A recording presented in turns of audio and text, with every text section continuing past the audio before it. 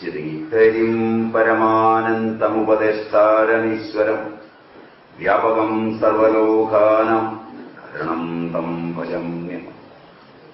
ശങ്കരം ശങ്കരാചാര്യം കേശവം ബാദരായണം സൂത്രഭാഷ്യകൃതൗ വന്ദേ ഭഗവന്തൗ പുനഃ പുനഃ. സദാശിവസമാരംഭം ശങ്കരാചാര്യമധ്യമാം അസ്മദാചാര്യപര്യന്താം വന്ദേ ഗുരുപരമ്പരാം. ബോധാനന്തം ച കല്യാണം ഫലാനന്തമാത്മജം സച്ചിദാനന്തമാത്മജം അച്യുതാനന്തഗുരും. അമൃതാത്മാക്കളെ, രാമായണ മാസം ചാതുർമാസ്യകാലമാണ് രാമായണ മാസമായി നാം ആചരിക്കുന്നത്. അതിന്റെ ഭാഗമായി രാമായണത്തെക്കുറിച്ച് നിങ്ങളോട് സംസാരിക്കാനാണ് സംഘാടകർ ആവശ്യപ്പെട്ടിട്ടുള്ളത്. രാമായണങ്ങൾ ഒട്ടു വളരെയുണ്ട്. നിങ്ങൾക്കും എനിക്കും അറിയുന്ന ആദി രാമായണം വാൽമീകി രാമായണമാണ്. അത് സാധാരണന്മാർക്ക് അപ്രാപ്യവുമാണ്. വാൽമീകി രാമായണം 24,000 ശ്ലോകങ്ങളുള്ള രാമായണവും 32,000 ശ്ലോകങ്ങളുള്ള യോഗവാസിഷ്ടവും ചേർത്ത് 56,000 ശ്ലോകങ്ങളുള്ള വിപുലമായൊരു കൃതിയാണ്. അത് ആത്മസൃഷ്ടിയുടെ ഉദാരഭൂവിലേക്കുള്ള യാത്രയുമാണ്.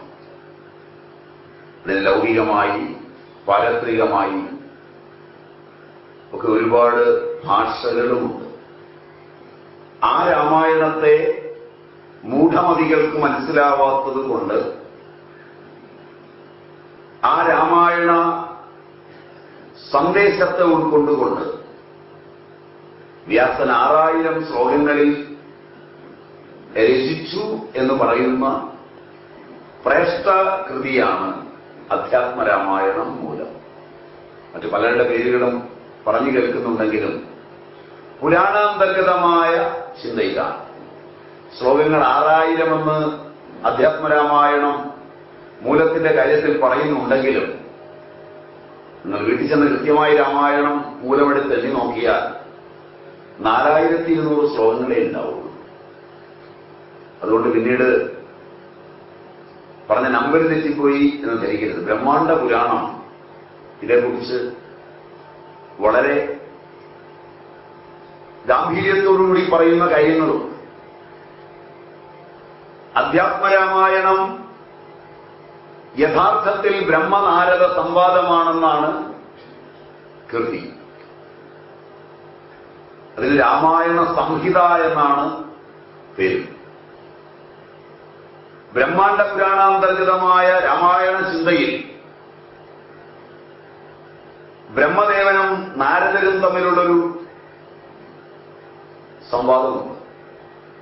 ബ്രഹ്മദേവനും നാരദനും തമ്മിൽ വളരെ നാടകീയമായ ഒരു മുഹൂർത്തമുണ്ട്. നാരദര് ബ്രഹ്മലോകത്തേക്ക് യാത്രയായി. അവിടെ സത്യലോകത്തിലെത്തിയ നാരദൻ 4 മുഖങ്ങളിൽ നിന്നും നാൻമറ തൊഴുകുന്ന നാൻമുഖനെ കാണുകയാണ്. മുനിമാർ സന്തോഷാശ്രുക്കളോടുകൂടി ആ ദേവനെ സ്തുതിച്ചുകൊണ്ടിരിക്കുകയാണ്. മാർക്കണ്ഡേയൻ ആ നാൻമുഖന്റെ അടുക്കലിൽ നിന്ന് സ്തുതിക്കുകയാണ്. സത്യലോകത്തെത്തിയ നാരദൻ തന്റെ ആത്മപിതാവിന്റെ വിഭൂതികൾ കണ്ട് നിലകൊള്ളുമ്പോൾ നാരദന്റെ അന്തർഗതം അറിഞ്ഞു ബ്രഹ്മദേവൻ അദ്ദേഹത്തോട് പറഞ്ഞു, മുനി, അവിടുന്ന് എന്തോ ചോദിക്കുവാൻ തുടങ്ങുന്നു, എന്തോ അറിയുവാൻ ആഗ്രഹിക്കുന്നു. ചോദിച്ചാലും ദേവ, പരംപിതാവേ, ശുഭങ്ങളും അശുഭങ്ങളുമായവയെല്ലാം ഇതിനു മുമ്പ് എന്നോട് ഉണർത്തിച്ചിട്ടുണ്ട്. അല്ലയോ പിതാവേ, കലി ആസന്നമായിരിക്കുന്നു. പരദ്രവ്യത്തിൽ ആളുകൾക്ക് ആഗ്രഹം വർദ്ധിച്ചിരിക്കുന്നു. പരസ്ത്രീകളിൽ പുരുഷൻ സുഖം തേടുന്നു. ആരെ സഹായിക്കണമെന്നതിനേക്കാൾ ആരെ ഉപദ്രവിക്കണമെന്ന് മനസ്സ് ലൗകികരുടെ ഇടയിൽ വെമ്പൽ കൊള്ളുന്നു. കളവ് വർദ്ധമാനമായിരിക്കുന്നു. ക്രയവിക്രയങ്ങളിൽ വഞ്ചനയും കളവും പ്രമാണങ്ങൾ ഉദ്ധരിച്ച് സ്ഥാപിച്ചിരിക്കുന്നു. കളവിനെയും ചതിയെയും അറിവിന്റെ മാനദണ്ഡങ്ങളിൽ പെടുത്തി അവയ്ക്കും ജനങ്ങൾ വിദ്യാദാനത്തിൽ പ്രാധാന്യം കൊടുത്ത് അവയ്ക്ക് പോലും സ്ഥാനമാനങ്ങൾ നൽകുന്നു. മായ അരങ്ങു തകർത്താടുന്നു. ജനപഥങ്ങളിൽ അന്നവും ജലവും വിൽക്കുന്നു.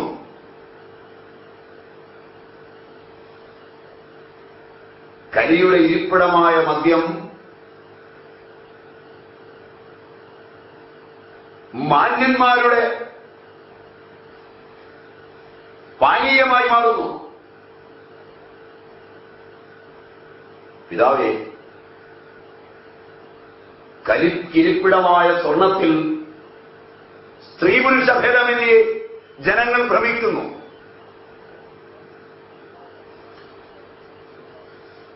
പിതാവിനോട് നാരദൻ ഇതെല്ലാം പറഞ്ഞു, അല്ലയോ ദേവ, ഈ കലികാലത്തിൽ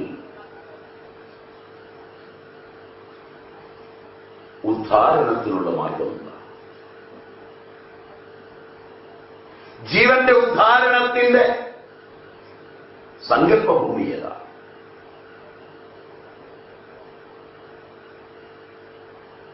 ഭർത്താവിന്റെ മാതാപിതാക്കളെ സ്ത്രീകൾ പീഡിപ്പിക്കുന്നു, കുട്ടികളെ വിക്രയം ചെയ്യുന്നു. ഒരുപാടുണ്ട്. വളരെ വിപുലമായിട്ടാണ് വർണ്ണന, ബ്രഹ്മാണ്ഡത്തിലാണ്. ഇതൊക്കെ നാരദർ വായിച്ച് കേൾപ്പിച്ച് പറഞ്ഞു. താൻ ലോകത്തൂടെ സഞ്ചരിക്കുമ്പോൾ സഞ്ചാരിയായ നാരദർ കലികാലത്തിൽ കണ്ട വസ്തുതകളെല്ലാം, കലികാലം എന്ന് പറഞ്ഞാൽ ഇന്ന് ഞാനും നിങ്ങളും ഇരിക്കുന്ന ഈ കാലം, അല്ലാതെ മുമ്പല്ല, ഇന്നേക്ക് കുറെ കൊല്ലങ്ങൾക്ക് മുമ്പല്ല. ഇതെല്ലാം നാരദർ സഞ്ചാരിയായിട്ട് നിന്ന് കണ്ടു. ആ നാരദർ എന്നിട്ട് ബ്രഹ്മദേവനോട് ചോദിച്ചു, എന്താണ് ഇങ്ങനെയുള്ള ജീവന്റെ ഉദ്ധാരണത്തിനുള്ള മാർഗം? എങ്ങനെയാണ് മോക്ഷം ലഭിക്കുക? ബ്രഹ്മദേവൻ സൗമ്യനായി പറഞ്ഞു, നാരദരെ, അതിനുള്ള വഴിയാണ് രാമായണം, അധ്യാത്മരാമായണം. ഒരു ദിവസം ഈ അധ്യാത്മരാമായണത്തിലെ ഒരു ശ്ലോകമെങ്കിലും ഉരുവിടുമെങ്കിൽ നീ മോക്ഷത്തെ പ്രാപിക്കും. വിഷയത്തിന്റെ ഗൗരവമെല്ലാം നാരദർക്ക് ബ്രഹ്മദേവൻ ഉപദേശിച്ചു കൊടുത്തു. രാമായണ മാഹാത്മ്യം ഒരു പകുതി ശ്ലോകം, അർത്ഥശ്ലോകം കൊണ്ടുപോലും മുക്തിക്ക് വഴിതെളിയുമെന്നെല്ലാം പറഞ്ഞിട്ട് നാരദരോട് ബ്രഹ്മദേവൻ പറഞ്ഞു, രാമായണത്തില് ഒരു മന്ത്രമുണ്ട്, രാമഹൃദയം, ശ്രീരാമഹൃദയം. ഈ മന്ത്രത്തെ ആലിന്റെ ചുവട്ടിലോ തുളസിയുടെ ചുവട്ടിലോ ഇരുന്ന് 3 തവണ ജപിക്കുന്നതായാൽ സാത്വികങ്ങളായ സർവാഭീഷ്ടങ്ങളും സാധിക്കുകയും ജ്ഞാനിയായിത്തീരുകയും ചെയ്യുന്നതാണ്. വിധിയാം വണ്ണം ഈ മന്ത്രത്തെ ഉപാസിക്കുന്നതായാൽ ആഞ്ജനേയന് രാമൻ ഉപദേശിച്ച ഈ മന്ത്രത്തെ ആഞ്ജനേയ വിഗ്രഹത്തിന് സമീപത്തിരുന്ന് ഉപാസിക്കുന്നതായാൽ ഗായത്രി പുരസ്ചരണം കൊണ്ട് സിദ്ധി ലഭിക്കുന്ന നിലയുണ്ടാകുന്നതാണ്. നാരദരെ ഈ ദിവ്യമായ മന്ത്രം ഏകാദശി നാളിൽ പുരസ്ചരണം ചെയ്യുന്നവൻ ദേവേന്ദ്രനാൽ പോലും പൂജിതനായിത്തീരുന്നതാണ്. ഇങ്ങനെ ശ്രീരാമഹൃദയത്തിന്റെ മാഹാത്മ്യവും ബ്രഹ്മദേവൻ നാരദന് ഉപദേശിച്ചു. ഞാൻ അല്പം മാത്രമേ പറയുന്നുള്ളൂ, കാരണം എനിക്ക് പറയാനുള്ള വിഷയത്തിലേക്ക് കടക്കുന്നതിന് മുമ്പ് നിങ്ങൾ രാമായണ പ്രഭാഷണം അടച്ചു വെച്ചിരിക്കുന്നത് കൊണ്ടാണ് ഒരു പ്രത്യേക ദിശയിൽ ഞാൻ തുടങ്ങാത്തത്. നന്നായോ എന്ന് എനിക്കറിയില്ല. സുപ്രസിദ്ധമായ രാമഹൃദയം, അതേക്കുറിച്ച് നാരദനോട് പറഞ്ഞിട്ട് ബ്രഹ്മദേവൻ ഉപനിഷത് സത്യം കളഞ്ഞെടുത്ത രാമ സൗമിത്രി സംവാദരൂപമായ ശ്രീരാമ സൗമിത്രി സംവാദരൂപമായ രാമഗീതയുടെ മഹാത്മ്യം പറഞ്ഞു. ശ്രീരാമഗീതയെ പഠിക്കുന്നവൻ സമാധിയിലെത്തുന്നവൻ. നിദ്രയിലേക്ക് പ്രവേശിക്കുന്നതിന് മുമ്പ് ജാഗ്രതയിൽ നിന്ന് പൂർണ്ണമായി വിട്ടുകഴിഞ്ഞ് ഏതൊരവസ്ഥയാണോ ജാഗ്രത്തിനും നിദ്രാദവും നിദ്രയുടെ ആദിയിൽ ജാഗ്രതത്തിന്റെ അന്ത്യത്തിൽ സാമാന്യമെന്ന നിലയിൽ ഏതൊരവസ്ഥയുണ്ടോ രാമ, അതുതന്നെയാണ് തനതു സ്ഥിതി സമാധി എന്ന യോഗവാസിഷ്ഠ സംബന്ധിയായ ചിന്തയിലേക്ക് നമ്മെ എത്തിക്കുന്ന ഗഹനവും ഗംഭീരവും ആത്മാന്വേഷണത്തിന്റെ ആദ്യത്തെയും അവസാനത്തെയും വാക്കുമായ ശ്രീരാമ സൗമിത്രി സംവാദരൂപമായ രാമഗീതയുടെ മാഹാത്മ്യത്തെയും നാരദർക്ക് ബ്രഹ്മദേവൻ ഉപദേശിച്ചു. ഒടുവിൽ ബ്രഹ്മദേവൻ പറഞ്ഞു, ഇതെനിക്ക് പറഞ്ഞു തന്നത് സദാശിവനാണ്. സദാശിവൻ തന്നെയാണ് പാർവതിക്ക് ഉപദേശിച്ചത്. ഈ മന്ത്രത്തിന്റെയും ഈ ഗീതയുടെയും രാമായണത്തിന്റെ തന്നെയും പൊരുൾ പൂർണ്ണമായി സദാശിവനറിയും. പകുതി പാർവതിക്കറിയും, അതിന്റെ പകുതി എനിക്കറിയും. അതാണ് ഞാൻ നിനക്ക് ഉപദേശിച്ചത്. ഇങ്ങനെ ബ്രഹ്മാണ്ഡ പുരാണം സമ്മതിക്കുന്ന രാമായണം, അധ്യാത്മരാമായണം. രാമായണത്തെക്കുറിച്ച് ഒരുപാട് പഠനങ്ങൾ നടക്കുന്ന കാലമാണിത്. എത്രത്തോളം രാമായണത്തോട് നീതി പുലർത്തിയാണെന്ന് എനിക്കറിയില്ല.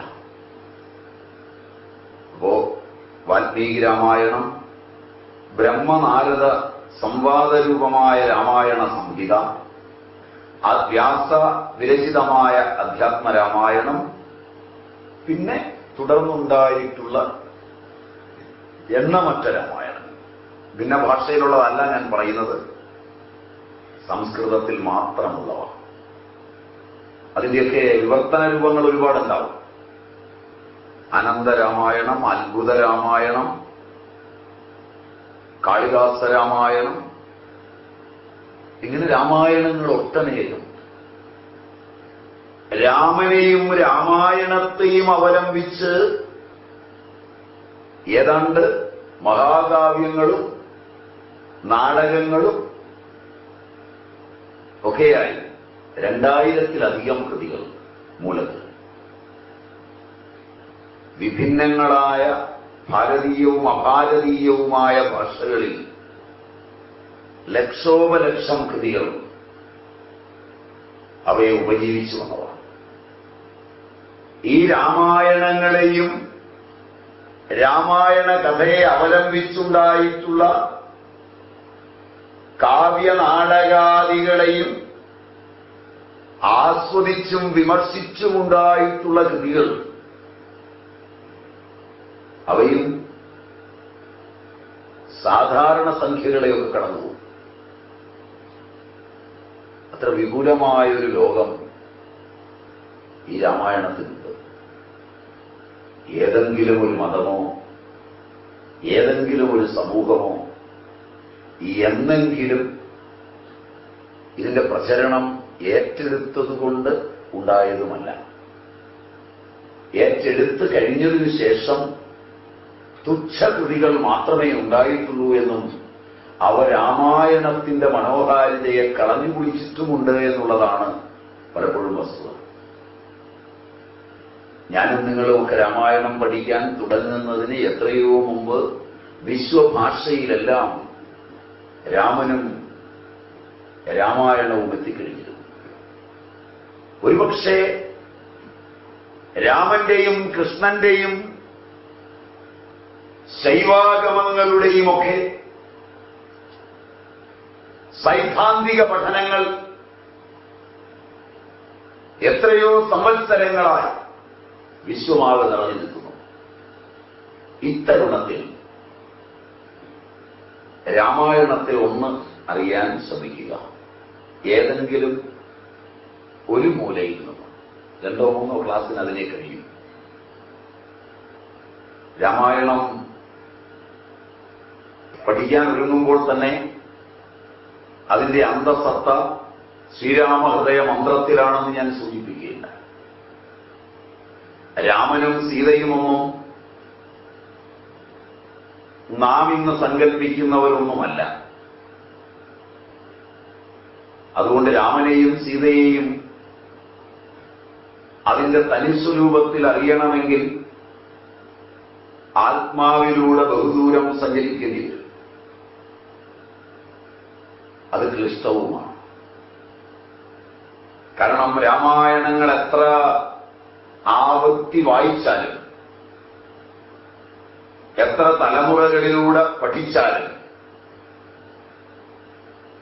രാമായണത്തിൽ നിന്ന് ഒട്ടേറെ ശങ്കകൾ നമുക്കുണ്ടാവും.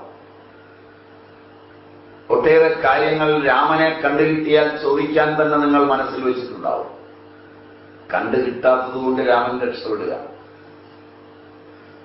സ്ത്രീ വിമോചനക്കാർക്ക് സീതയ്ക്കുണ്ടാകാത്ത വിലാപമുണ്ടായി. രാമനെ കണ്ടുകിട്ടിയാൽ 2 കൊടുക്കണമെന്ന് പോലും തോന്നും.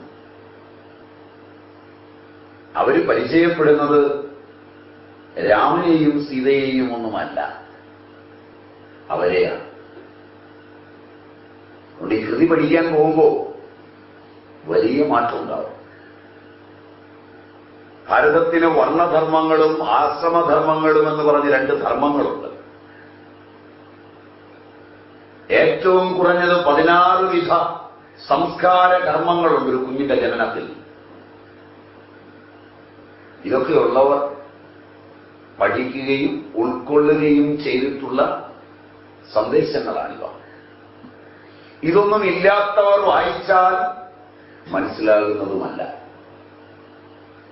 ഇത് ഭാവിക്കാൻ പോലും പറ്റുന്നിടത്തല്ല നാം ഇന്ന് പലപ്പോഴും നിൽക്കുന്നത്. മാതാവിന്റെയും പിതാവിന്റെയും പുത്രന്റെയും പുത്രിയുടെയും രാജാവിന്റെയും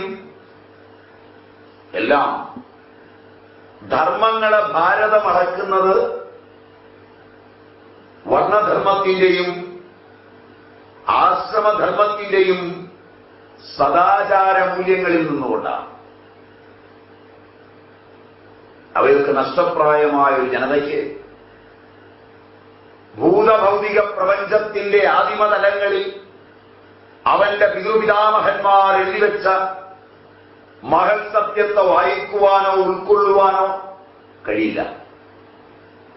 ഈ പരിമിതികൾ ആദ്യം നാം മനസ്സിലാക്കിയിട്ട് വേണം ഈ ഗ്രന്ഥം വായിക്കാൻ. അതിലെ അന്യൂനമായ ഭാഷയിലൂടെ നമുക്ക് കടന്നു ചെല്ലാൻ കഴിയണമെങ്കിൽ കോശാന്തരങ്ങളിൽ പൂർവസ്മൃതികൾ ഉണർത്തുന്ന പിതൃപിതാമഹ സംപ്രാപ്തമായ അറിവിന്റെ ആന്തോളനങ്ങളിലൂടെ പുറകോട്ട് സഞ്ചരിക്കാൻ കഴിയണം. പതിവായി ഇവിടെയും രാമായണം വായിക്കുന്നുണ്ടെന്ന് തോന്നുന്നു. എല്ലാ കൊല്ലവും രാമായണം നിങ്ങൾ വായിക്കണം. രാമായണം ആദിയിൽ തന്നെ ജഗത്പിതാക്കളെ അവതരിപ്പിക്കുന്നു. രാമായണം എന്താണെന്ന് പൂർണ്ണമായി അറിഞ്ഞ സദാശിവനും സദാശിവനിൽ നിന്ന് അറിഞ്ഞ് പകുതി ഉൾക്കൊണ്ട പാർവതിയും ബ്രഹ്മാണ്ഡ പുരാണം പ്രകാരം. നാരദൻ ലോകത്തോടുള്ള അനുകമ്പ കൊണ്ടൊരു ചോദ്യം ചോദിച്ചതാണ് ബ്രഹ്മദേവനോടെന്ന് ബ്രഹ്മദേവൻ പറഞ്ഞതുപോലെ വിവാഹമെന്ന സംസ്കാര കർമ്മം കഴിഞ്ഞുടനെ പാർവതി ചോദിക്കുന്നിടത്താണ് രാമായണം ഉദയം ചെയ്യുന്നത്. വിവാഹം ഒരു സംസ്കാര കർമ്മമാണ്. ഗർഭാധാനം ഒരു സംസ്കാര കർമ്മമാണ്. ഇന്നല്ല, പൗരാണിക കാലം.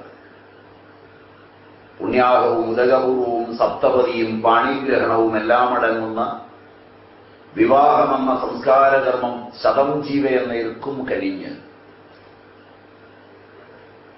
മൃത്യുവിന് കൊടുക്കാൻ ഒരു പുത്രനെ ആഗ്രഹിക്കുന്ന പിതാവിന്റെ സങ്കല്പതലങ്ങളിൽ, മാതാവിന്റെ സ്വപ്നഭൂമിയിൽ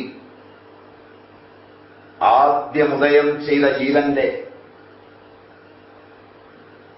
ഭൂമിയിലേക്ക് വരാനുള്ള ആഗ്രഹത്തെ ചേർത്തുവെച്ച പിതൃസങ്കല്പത്തിന്റെയും മാതൃസങ്കല്പത്തിന്റെയും സംയോഗത്തിന്റെ സംസ്കാരമാണ് ഗർഭാധാനമെങ്കിൽ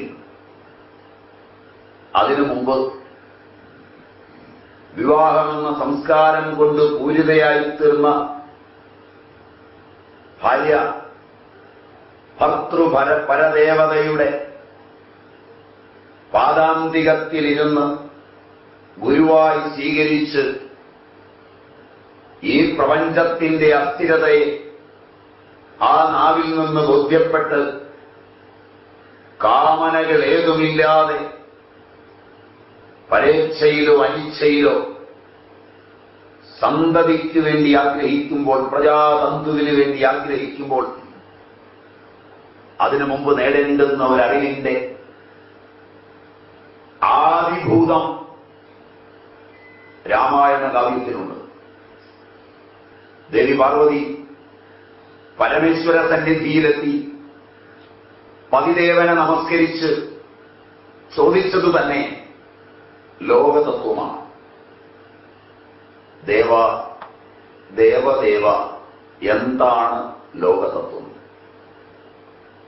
പരമേശ്വരൻ പറഞ്ഞു, നീ ധന്യയാണ് ദേവി, നീ എന്നോട് ലോകതത്വം ചോദിച്ചല്ലോ, ഞാൻ ഉള്ളതിൻ വണ്ണം പറയാം, അതാണ് രാമതത്വം.